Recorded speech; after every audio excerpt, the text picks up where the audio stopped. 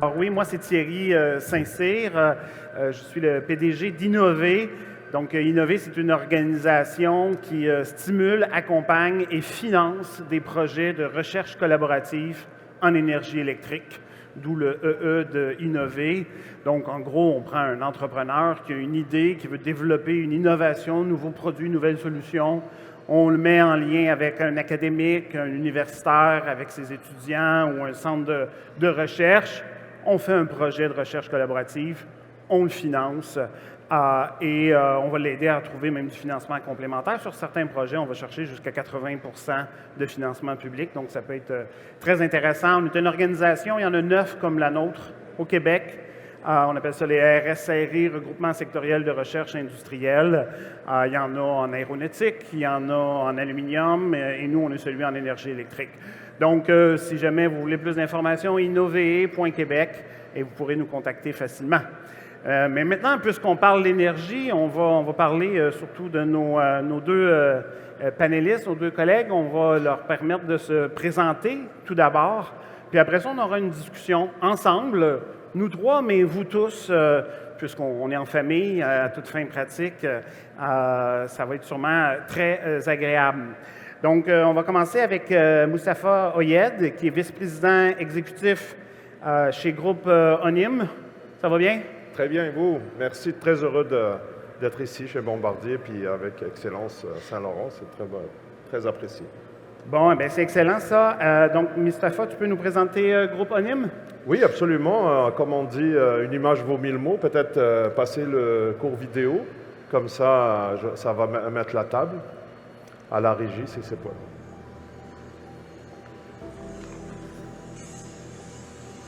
Onim est une entreprise québécoise de technologie verte. Nous produisons et nous commercialisons des bioénergies et des bioproduits afin de rendre les matériaux, les produits fabriqués ici, encore meilleurs pour notre environnement. Au Québec, nous sommes privilégiés d'avoir accès à de l'hydroélectricité propre. Mais cela ne sera pas suffisant, malheureusement, pour atteindre la cible de réduction des gaz à effet de serre, les GES, de 37,5 % d'ici à 2030. Il faut donc trouver de nouvelles solutions pour rendre d'autres formes d'énergie renouvelable plus accessibles et plus abordables, afin de permettre d'atteindre, voire même de dépasser, la cible du Québec de réduire de 40 % sa consommation de produits pétroliers d'ici à 2030. Pour y arriver, Onim propose aux 150 grandes installations, grands émetteurs de GS au Québec, incluant les centrales thermiques, de consommer des bioénergies produites par Onim, en remplacement des ressources fossiles comme le gaz naturel, le mazout, le diesel et le charbon. Selon la taille de l'installation et ses caractéristiques, ces bioénergies peuvent en effet permettre de réduire jusqu'à 100 % les émissions de gaz à effet de serre.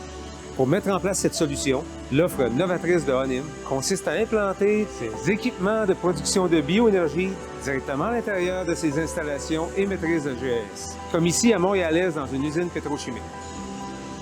Grâce à la technologie de thermolyse en instance de brevet développée ici au Québec par Onim, des résidus de bois qui autrement seraient destinés à l'enfouissement ou encore à l'incinération sont transformés en plusieurs formes de bioénergie et de bioproduits. La technologie d'Onim ne génère aucun déchet et 100 % des résidus de bois sont valorisés en différents bioproduits, soit de la biohuile, du biocharbon, du vinaigre de bois et des gaz renouvelables. Pour nous assurer de nous adapter aux besoins spécifiques de chaque installation, nous nous sommes entourés d'une équipe chevronnée et de partenaires techniques et stratégiques qui ainsi nous permettent de couvrir l'ensemble de la chaîne qui apporte de la valeur à nos clients. Maintenant que les étapes de démonstration et de développement technologique ont été franchies avec succès, Onim se prépare au déploiement à grande échelle, ici au Québec et ailleurs dans le monde. Onim contribue ainsi de manière significative à la protection de l'environnement, au développement régional, à la protection des emplois, le tout dans une approche d'économie circulaire, responsable et durable.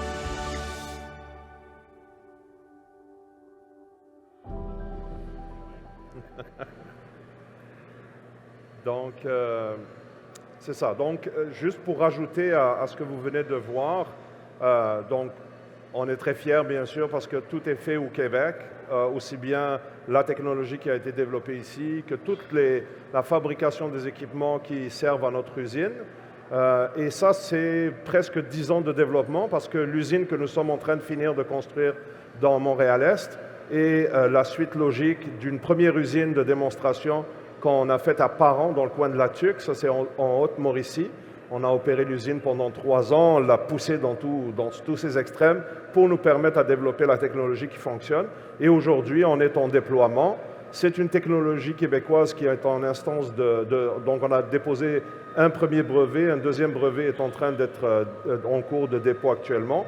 Mais de façon générale, c'est la technologie de pyrolyse relativement connue et qui, dans notre cas, est une plateforme multiproduit. Donc on ne produit pas qu'un seul produit, ce qui est habituellement souvent le cas dans les thermolyses, mais nous, on produit plusieurs produits. Là, on a innové aussi dans la façon de notre modèle d'affaires, c'est-à-dire qu'au lieu d'être installé à la source de la biomasse, nous, on est installé à l'intérieur de notre client de Bioville.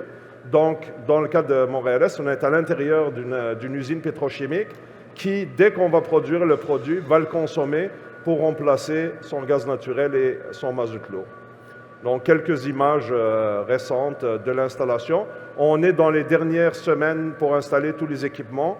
Et dans le cas de cette usine, on est dans des niveaux de réduction de gaz à effet de serre de l'ordre de 9000 tonnes par année. C'est une usine commerciale, c'est la première. C'est une usine que j'aime appeler une usine modèle, parce que les prochaines qu'on est en train de planifier, de construire un peu partout au Québec, vont avoir des réductions plus importantes, de l'ordre de 10 fois plus importantes par usine.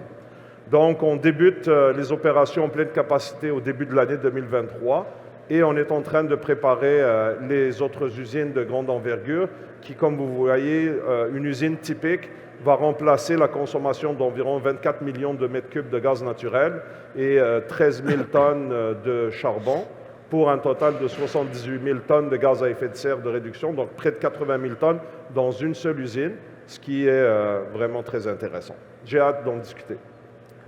Merci, Moustapha. On va continuer de mettre la table maintenant avec Yves Noël, qui est vice-président et chef de la direction du développement des affaires chez Lithium Technologies. Ça va bien, Yves? Super bien. Bon, Très heureux d'être ici. La parole est à toi. Good. Merci Thierry et merci aux organisateurs de nous avoir invités à partager avec vous notre expérience. Bon, plusieurs d'entre vous doivent se demander, c'est qui Solution? Qu'est-ce qu'on fait dans la vie? En mots simples, on a développé une technologie de recyclage des piles au lithium et qui peut être utilisée non seulement pour recycler les piles de batterie, mais aussi les piles qu'on a tous dans nos... excusez-moi.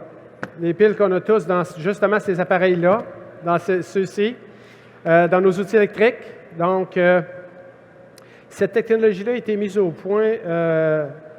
le début a été environ en 2017, fin 2017, début 2018. Et la vision de nos fondateurs était très simple. C'est faut aider les sociétés à réaliser leur transition énergétique et ça de façon durable ou le plus durable possible. Donc, ils sont partis d'une idée qu'ils ont eue de dire, nous, cette société-là s'appelle Seneca Expert Conseil et travaille présentement à l'élaboration de procédés chimiques principalement pour les procédés miniers et procédés alimentaires. Et ils sont en affaires depuis environ 25 ans. Et il y a 5 ans maintenant, ils ont décidé de travailler sur le recyclage des piles au lithium. Pourquoi? Ils voyaient 2 enjeux. C'est que, initialement, le rôle des matériaux critiques et stratégiques dans la transition énergétique est crucial. Et deuxièmement, le recyclage va devenir un incontournable vis-à-vis je vous dirais, la façon de faire traditionnelle ou linéaire qui est, on extrait des minéraux de la mine, on les transforme, on les utilise, on les jette, on recommence. C'était inconcevable il y a 5 ans dans leur tête.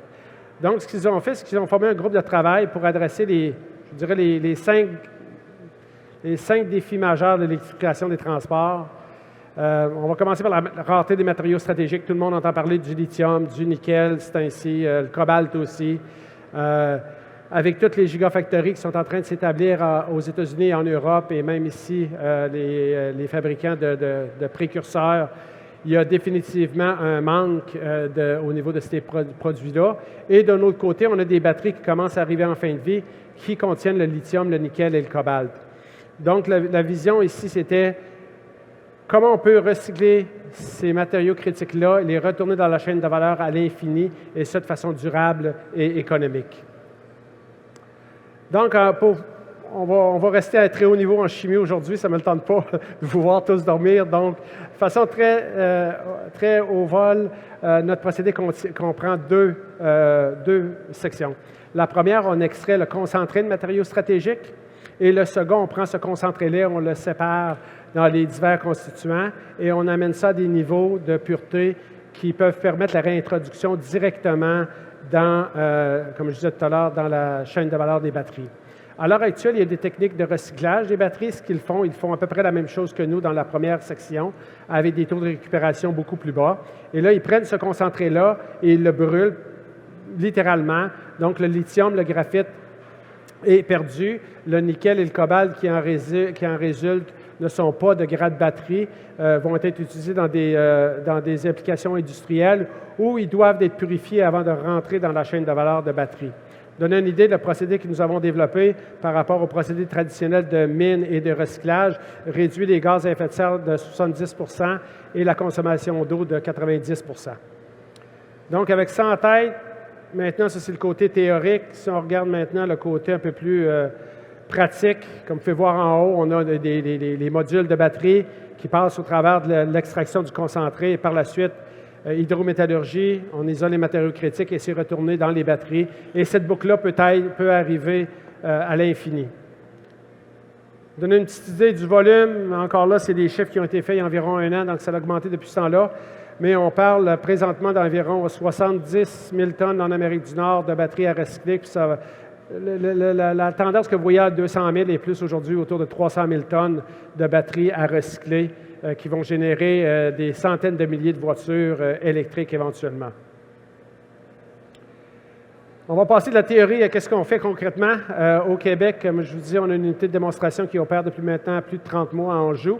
Et qu'est-ce que ça nous a permis de faire, cette unité de démonstration-là à grande échelle? C'est de prendre les batteries de voitures qui ne sont plus utilisables présentement et de les utiliser pour tester pour tester et optimiser notre procédé au lieu de le faire en laboratoire. Et le deuxième volet, c'est que à l'autre bout, on génère déjà des produits de grade batterie qui sont en test présentement chez les fabricants de batteries parce qu'on peut parler d'un cycle de qualification d'environ, je vous dirais, 12 à 18 mois.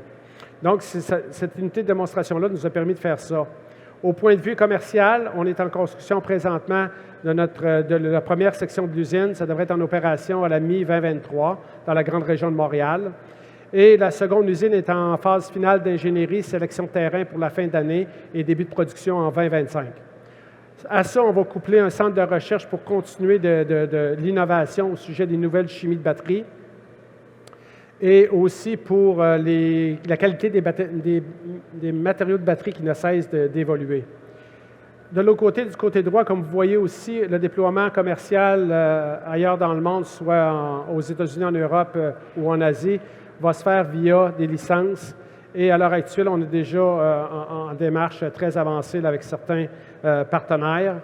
Et juste donner une petite idée maintenant, la dernière chose que je vais vous montrer, c'est notre ambition pour 2035 avec 8 unités de broyage de batterie en Amérique du Nord, 2 hydrométallurgie, la même chose en Europe et en Asie. Et comme je vous mentionnais, là, on est déjà en établissement d'une licence pour notre technologie en Corée.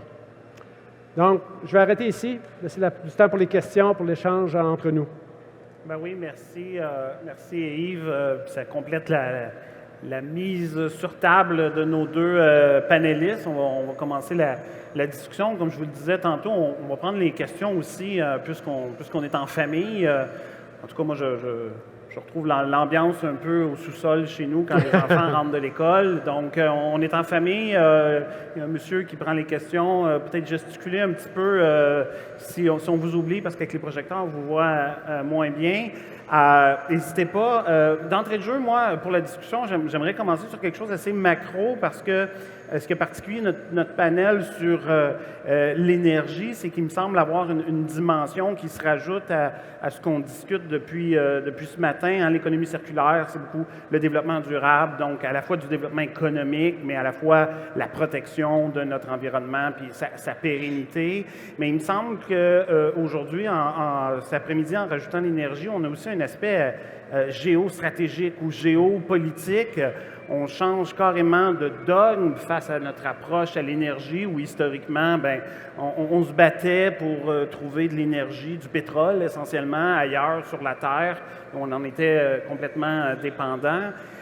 Et on voyait que nos économies, et on le voit encore présentement, peuvent être paralysées ou lourdement handicapées par les caprices d'un dictateur en quelque part dans le monde ou d'un tyran.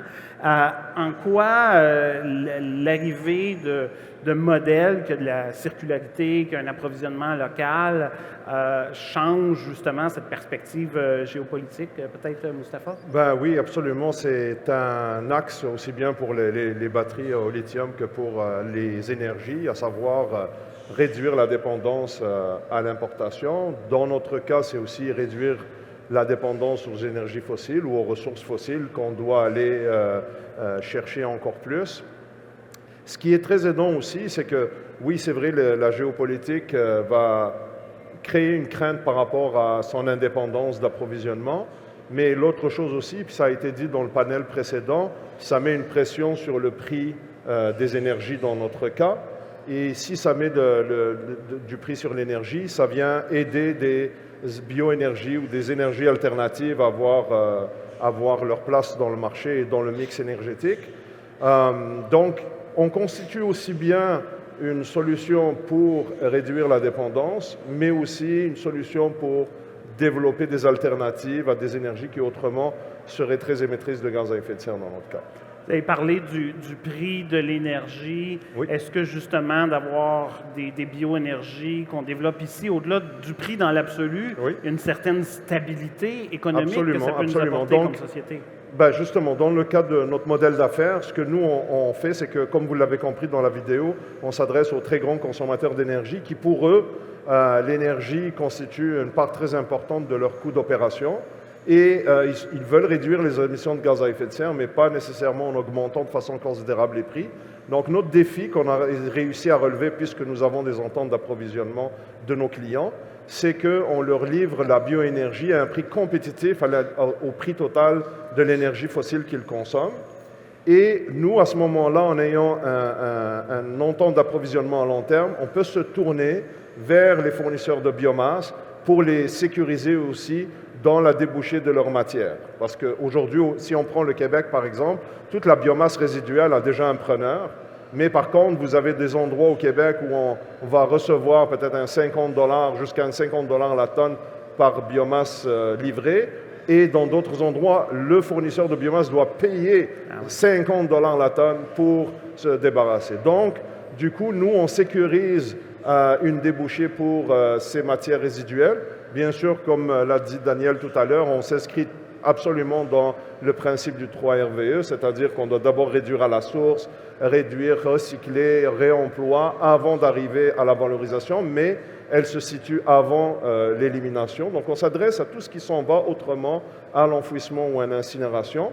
Donc ça nous permet à ce moment-là de sécuriser l'amont, de sécuriser l'aval et de donner une certaine stabilité de prix pour le client final. Et nous, là-dedans, on absorbe ensuite les fluctuations de prix. Oui, et on le fait parce qu'on est en contrôle de l'ensemble de la chaîne, puisque l'ensemble de la chaîne est au Québec. Donc, on est capable de jouer avec ça. Très intéressant. Yves, vous, comment votre organisation, justement, s'inscrit dans le remodelage de toute cette géopolitique mondiale-là quant aux batteries? Ouais. En fait, je disais tout à l'heure que nos fondateurs ont eu la vision de l'importance des matériaux critiques dans la transition énergétique. C'était il y a 5 ans, 6 ans. On n'entendait pas parler beaucoup. Si on regarde aujourd'hui, c'est le sujet de l'heure. Il y a des cibles de carboneutralité dans tous les pays, dans toutes les régions. Les fabricants automobiles eux-mêmes se donnent des cibles de carboneutralité. On parle d'à peu près, pour eux, ça peut prendre 2030, 2035. Pour le Québec, Canada, États-Unis, c'est autour de 2050. Puis ça ne peut pas se réaliser sans la transition énergétique vers les voitures électriques. Bon, si on regarde aller jusqu'à il y a quelques années, toutes les composantes étaient faites en Asie, principalement en Chine, et importées en Amérique du Nord, en Europe. Il y a eu depuis ce temps-là une grosse révolution où est-ce que les gouvernements se sont aperçus que ça ne pouvait pas arriver si on n'avait pas cette indépendance énergétique-là. Donc, il y a toutes des mesures qui sont en train d'être mises en place pour favoriser l'implantation de chaînes non seulement nationales, mais même régionales en Europe. Ils ont débuté quelques années avant nous pour pouvoir attirer non seulement l'établissement de mines, parce qu'il ne faut pas se leurrer, les mines, ça va toujours en prendre. Avant qu'on ait atteint la courbe de plateau des voitures électriques, qu'on soit capable d'utiliser 100% de recyclé pour faire des voitures, probablement qu'il n'y a personne dans la salle qui va voir ça. Mais l'important, c'est de pouvoir réutiliser ce qu'on peut et de développer la fabrication de batteries et de véhicules électriques localement. En Amérique du Nord, je vous dirais, le gros point de rupture a été il y a quelques mois avec l'administration Biden qui a mis en place ce qu'eux appellent le Bipartisan Infrastructure Law. À l'intérieur, je pense qu'il y avait 65 milliards de dollars dans cette enveloppe-là, à l'intérieur de laquelle il y a une enveloppe de 6 milliards de dollars pour toute la chaîne d'approvisionnement, pour sécuriser la chaîne d'approvisionnement des véhicules électriques. Et ils viennent tout juste d'annoncer, il y a 2 semaines à peine, l'attribution de 2,8 milliards de dollars américains dans cette chaîne de production-là. Donc, on voit là que ça se régionalise. Et nous, chez Lithium, on se voit comme le dernier maillon qui va prendre tout ce qui est off-spec puis tout ce qui va éventuellement venir en fin de vie et ramener ça dans la chaîne de production régionale. Donc, c'est en train d'arriver. On y participe. C'est une nouvelle industrie, mais la régionalisation des chaînes d'approvisionnement pour nous dans le véhicule automobile arrive. Ce n'est plus une question de quand, c'est arrivé. Puis l'arrivée justement de ces... Bon, au Québec, on a les minéraux critiques dans notre sol. On a la chance d'en avoir la très grande majorité, mais en même temps, toutes ces batteries qui arrivent souvent de l'extérieur pour l'instant, ça représente un apport de minéraux critiques et stratégiques. Est-ce qu'actuellement, au Québec, on a les réglementations, les politiques en place pour s'assurer que notre économie en bénéficie au maximum? Et sinon, est-ce qu'on devrait déjà commencer à réfléchir à ce qu'on devrait faire pour s'assurer que ces matériaux-là qui arrivent souvent, qui ont été subventionnés par les Québécois, puisque les véhicules électriques, pour l'instant, il y a encore des subventions substantielles qui bénéficient réellement à l'économie québécoise? Il y a des belles choses qui sont en train de se mettre en place. Vous avez sûrement vu l'annonce de l'arrivée de GM et General Motors et POSCO pour fabriquer des précurseurs pour les batteries et des matériaux actifs de batterie à Bécancour. D'ailleurs, pleine disclosure, GM, c'est un de nos actionnaires. Donc, avant que les gens nous le disent. Mais disons que ça avait été fait avant même qu'ils s'intéressent à nous. Donc, il y a des choses qui sont en train de se mettre en place. Il y a BASF, la grande multinationale aussi, qui va établir des chaînes locales de production de matériaux pour servir les besoins du Canada, mais aussi pour servir les besoins des États-Unis. Donc, oui, c'est tout en train de se mettre en place. Je trouve qu'il y a des belles avancées, le support de nos gouvernements, la vision du gouvernement du Québec avec la filière batterie. Je trouve que c'est des choses qui sont essentielles. Et ça s'inscrit bien dans le volet régional. On a l'extraction minière, on va maintenant à la seconde transformation. C'est sûr que d'attirer ici une usine de fabrication de batteries, ça demeure un défi à cause de la distance avec les marchés utilisateurs. Mais déjà, si on peut bénéficier de cette seconde transformation-là, c'est une industrie de milliards, donc le Québec va en sortir gagnant. OK. Et puis, sur les intrants, les batteries usagées que vous allez utiliser, on sait que les batteries, leur durée de vie sont de plus en plus longues. La demande va commencer à augmenter. La semaine passée, en Europe, il y avait le Battery Show, les grands producteurs de batteries, les Gigafactories. Certains annoncent des taux de recyclage de 50% d'intrants dans leurs produits dès 2030, 2032. Il y a plein de gens là, qui vont aller vouloir ces batteries usagées-là. Est-ce que c'est un défi pour vous à ce niveau-là? Si on regarde, nous régionalement, on participe à ça.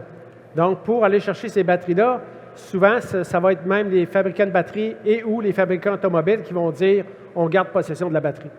Encore là, c'est un modèle tout à fait différent. À l'heure actuelle, une voiture à moteur, à son premier cycle de vie, c'est souvent sur la location, le second cycle de vie sur les voitures usagées. Après ça, ça s'en va chez les recycleurs qui démantèlent et qui broient la carcasse de la batterie puis qui vendent les pièces. Mais aujourd'hui, quand tu as des dizaines, sinon plusieurs dizaines de milliers de dollars dans une batterie, ce qui va probablement arriver, c'est que le manufacturier va dire à ses concessionnaires, bien, vous envoyez votre batterie chez des gens comme nous qui vont la recycler et réutiliser. Ils vont dire d'un côté, on t'envoie les batteries chez Lithium et ils vont nous dire à nous, tu travailles avec mon fournisseur de matériaux stratégiques.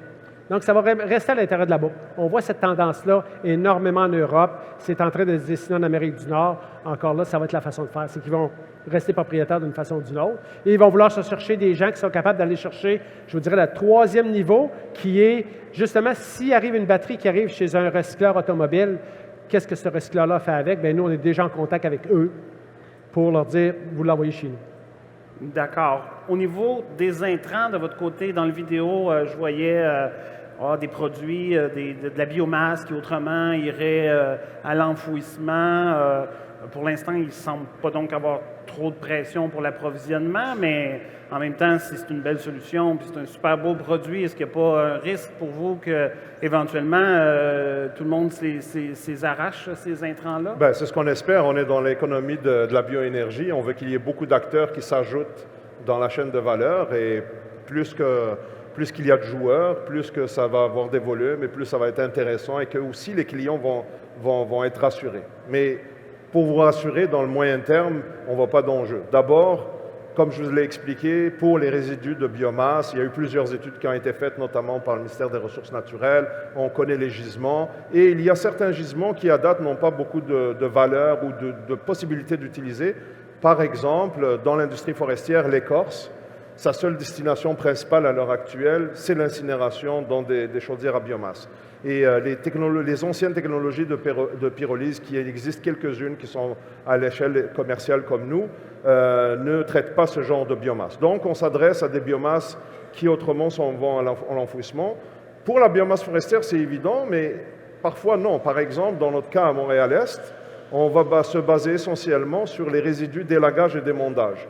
Quand je vous parle vous voyez les techniciens forestiers qui passent dans les rues, qui vont élaguer les arbres, ensuite ils passent dans le broyeur, et bien tout ça, c'est de la matière qui n'a pas nécessairement la meilleure réutilisation par la suite.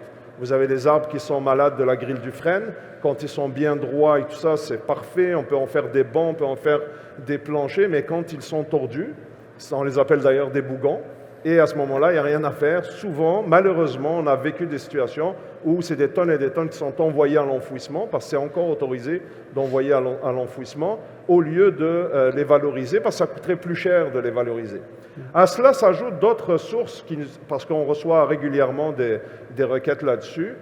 Si on chiffre, par exemple, du côté des résidus verts ou agricoles, on a reçu des demandes de tester des résidus de tontes de gazon, des résidus agricoles, par exemple, une fois qu'on a fait la récolte de maïs, tous les plants qui restent sur place, il y a une partie qui doit rester pour alimenter le sol, mais une grosse partie qu'il faudrait s'en débarrasser.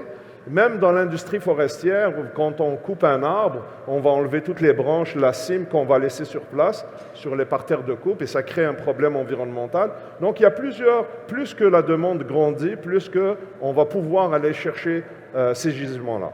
Ceci dit, au niveau actuel, par rapport à toutes les exigences environnementales, dans notre cas, on s'est astreint seulement à de la biomasse propre, coupée directement, pas de la transformer. Sinon, on pourrait voir le bois traité, on a reçu par exemple, il y a des compagnies qui vont utiliser de la phytorémédiation, c'est-à-dire utiliser des plantes, des arbres, pour aller décontaminer le sol qui contient des métaux lourds. Celle-là, à l'heure actuelle, ça s'en va dans des grands incinérateurs parce qu'il y a des métaux lourds. La technologie qu'on a peut en revaloriser une partie et réduire les volumes. Donc, pour en arriver là, ce qu'on a investi aussi, au-delà de la deuxième usine qu'on vient de faire, on s'est mis avec le CEPRO, qui est le Centre d'études en procédés chimiques du Québec, avec un soutien du CRSNG qui sont là-bas, CRSNG, donc MITAX. On a un fonds pour créer un modèle réduit de notre usine, pour en faire une unité laboratoire. Parce que dans notre cas, on a toujours fait des choses à l'envers. Les gens vont faire le laboratoire, technologie, tout. Nous, on a fait l'usine, puis maintenant, on est en train de faire l'unité laboratoire. Ça va nous permettre de tester des nouvelles sources de biomasse et démontrer les effets sur les émissions atmosphériques ou sur les rejets, quoi qu'on n'en a pas, pour rassurer le ministère de l'Environnement qui nous autorise à ce moment-là à utiliser ces sources d'énergie. La chose qui nous a fait le plus mal comme demande, c'était des livres. Par exemple, on a une organisation qui récupère plein de matières de seconde main et les livres, ce n'est pas tout le monde qui va les racheter, surtout des encyclopédies, des dictionnaires et tout ça. Donc, à un moment donné, ils pouvaient envoyer ça pour de la valorisation énergétique et ils payent pour s'en débarrasser jusqu'à temps que le prix était plus élevé que l'enfouissement. Ben, ils ont envoyé des milliers de tonnes de livres à l'enfouissement. Donc, il y a beaucoup de matières qui attendent des solutions comme la nôtre et nous, on est prêts à s'investir dans le développement de nos solutions pour ça. Exactement. Et si je peux ajouter, c'est la même chose de notre côté. À l'heure actuelle, quelqu'un exact. qui a une batterie au lithium, une grosse batterie au lithium à se débarrasser, il faut qu'il paye pour. Parce qu'il n'y a pas de technologie qui permette simplement d'y donner une valeur. Donc, on a ça aussi, cet effet de levier-là, cet effet d'augmenter l'offre qui va faire que la demande va venir. Et notre but, c'est d'atteindre, je dirais, la neutralité, donc qu'il n'y ait pas de coût de disposition des batteries au lithium. Donc, encore là, pour favoriser tout ce qui est le volet économique. Et puis, juste pour ajouter, par rapport au fait de sécuriser de plus en plus la biomasse, au Québec, il y a plusieurs programmes qui aident des producteurs comme nous, comme par exemple, il y a un crédit d'impôt à la production d'huile pyrolytique, c'est ce qu'on fabrique, qui est de 8 sous du litre. Donc, avec ces aides-là, ça nous permet de réduire nos coûts d'opération et nos coûts de CAPEX, ce qui nous permet d'offrir des prix intéressants aussi bien pour les fournisseurs de biomasse que des prix intéressants pour les consommateurs finaux. Donc, les politiques publiques sont très importantes dans ce sens-là. J'avais une question supplémentaire à rebondir là-dessus, mais je veux juste vous rappeler qu'il n'y aura pas de période de questions à la fin. Hein. Si vous avez des questions, allez-y dès maintenant, donc d'ici à ce que le micro se déplace vers vous, parce que les deux, vous avez évoqué l'enfouissement. Est-ce que l'enfouissement est assez cher au Québec?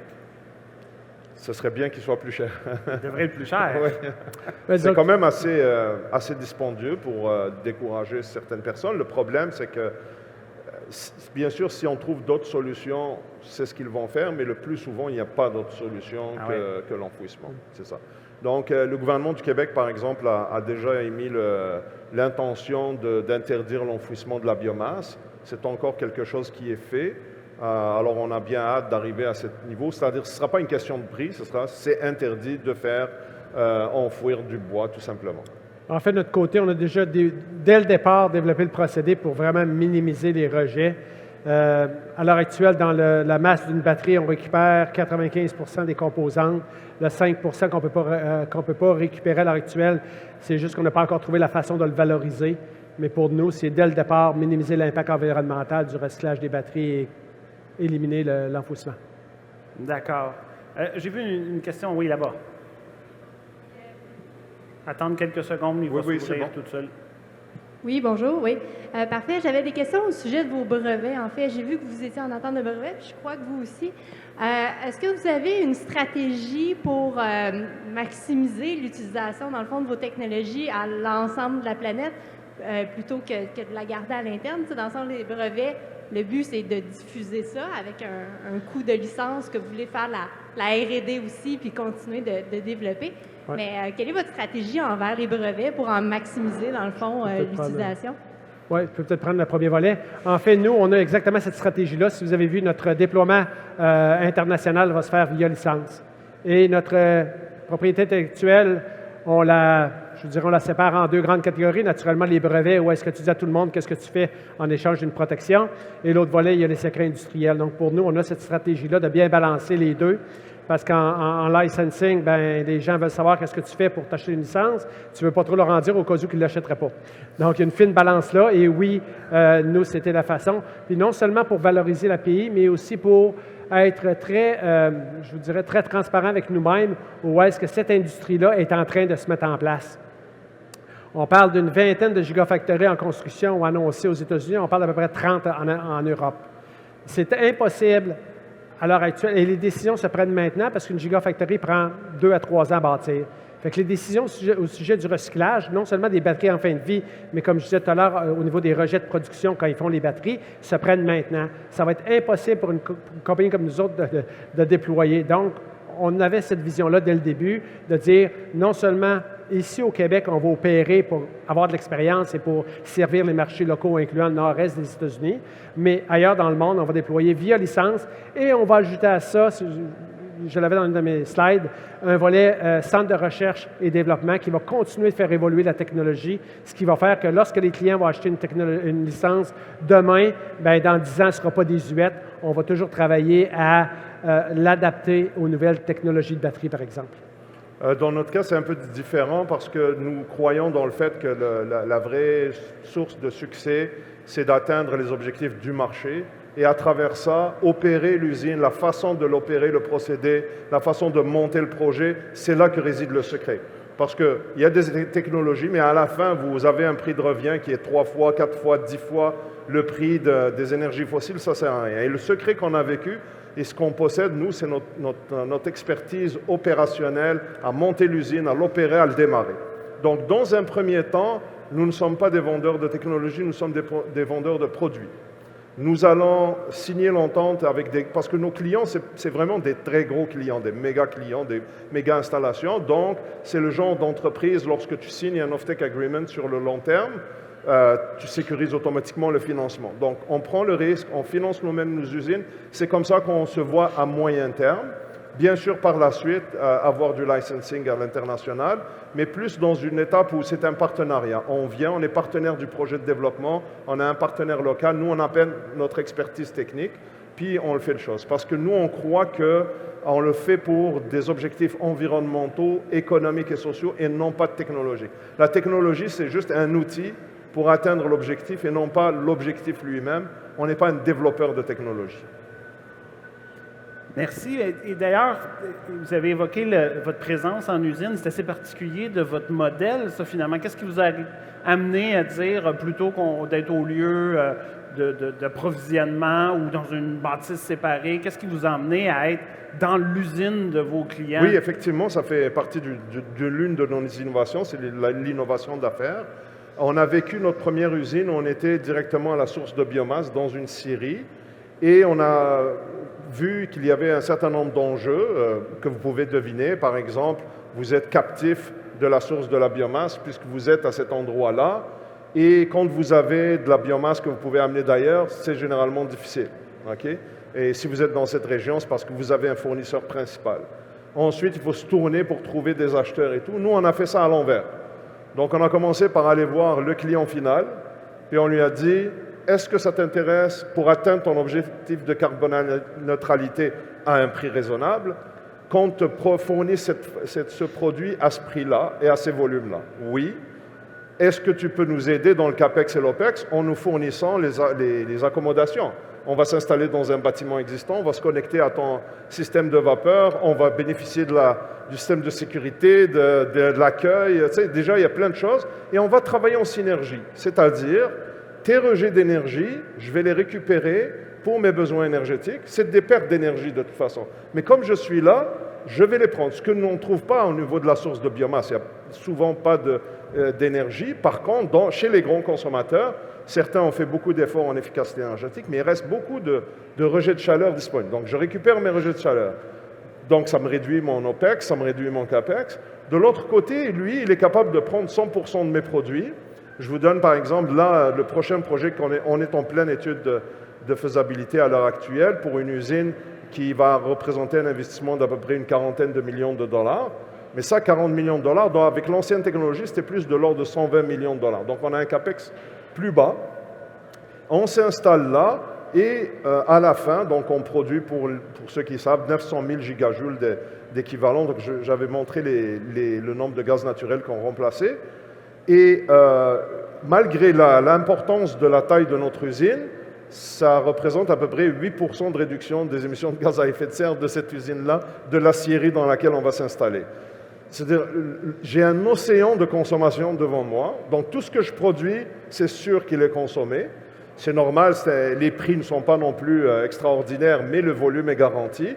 Et j'ai aussi une possibilité d'expansion de la capacité de production dès le moment que je trouve de la biomasse. Sans compter le fait qu'en étant dans une installation, mettons ici comme Bombardier, une fois qu'elle est adoptée dans une des usines, automatiquement, on va pouvoir s'expansionner au sein de la même entreprise. Donc, mais là, vous n'êtes pas à Bombardier présentement. Pas encore. Il y a sûrement des gens de Bombardier dans la salle. À bon entendeur. Éventuellement, il va y avoir des avions électriques avec des batteries à recycler aussi. Voilà, exactement. Mais oui, juste pour ajouter là-dedans, nous, à l'heure actuelle, on fabrique ce qu'on appelle, nous, des bio-bruts. Donc, par exemple, notre bio-huile, elle ressemble plus à, mettons, du pétrole brut vert que vraiment de l'essence ou du diesel. Elle n'est pas purifiée à ce point-là. Et on veut que notre modèle d'affaires, juste avec les bruts, soit opérationnel et qu'on soit rentable à ce niveau-là. Ensuite, une fois qu'on a commencé à produire, une des possibilités de notre huile pyrolytique, il y a eu une étude qui a été financée par Garden, pour ceux qui sont dans l'aéronautique, il y a quelques années, et qui a montré la viabilité de faire du SAF, du Sustainable Aviation Fuel, donc du jet fuel, du bio-jet fuel, à partir de la filière de biomasse, en passant par l'huile pyrolytique. Mais il y a encore du travail à faire là-dessus.